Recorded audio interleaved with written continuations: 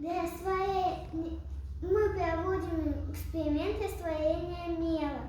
Для строения мела нам понадобится вода, лимонный сок, растолченный мел и ложка. Надо взять ложкой мел и положить его в воду, а потом в лимонный сок. И размешать.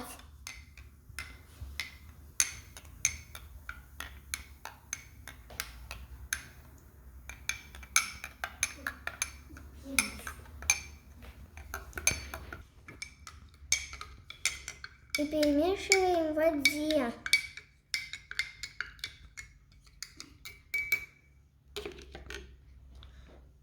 Остается на донышке весь мел. Это что, вода или лимонный сок ты сейчас смотришь? Вода. В воде? Где остается мел? Покажи, ребята. Внизу. Поставь его еще, посмотрим. Покажи, что в лимонном соке с мелом произошло. Он растворился. И там уже нет мела.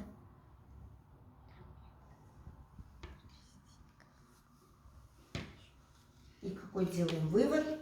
Мел не растворяется в воде, а уходит на дно. А в лимонной кислоте он растворяется.